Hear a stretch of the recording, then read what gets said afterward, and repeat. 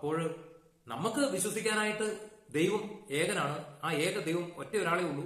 ഒത്തിരി ദൈവങ്ങളൊന്നും നമുക്കില്ല. പിതാവും പുത്രനും പരിശുദ്ധാത്മാവും ആ ത്രിത്വത്തിൽ ഏകനായ ആ ഒറ്റ ദൈവമേ നമുക്കുള്ളൂ.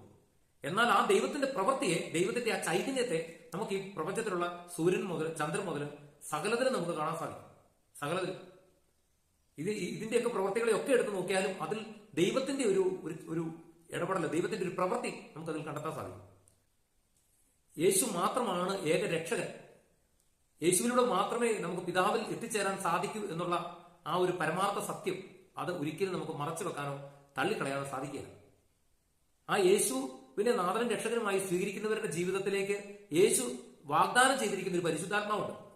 മൂന്നാമത്തെ ആള്, ത്രിത്വത്തിലെ മൂന്നാമത്തെ ആള്.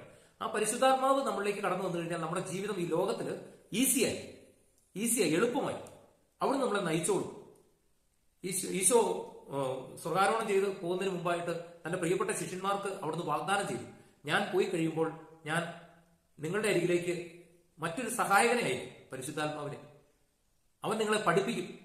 പ്രിയപ്പെട്ടവരെ, പരിശുദ്ധാത്മാവിനെ സ്വീകരിച്ചൊരു വ്യക്തി എന്ന് പറഞ്ഞാൽ, പരിശുദ്ധാത്മാവിനാൽ നിറയപ്പെട്ട, പരിശുദ്ധാത്മാവിനാൽ അഭിഷേകം ചെയ്യപ്പെട്ട ഒരു വ്യക്തി എന്ന് പറഞ്ഞാൽ, അവൻ ഈ ലോകത്തില് അവനെ കീഴടക്കാനായിട്ട് യാതൊരു പ്രശ്നങ്ങൾക്കും സാധിക്കുക.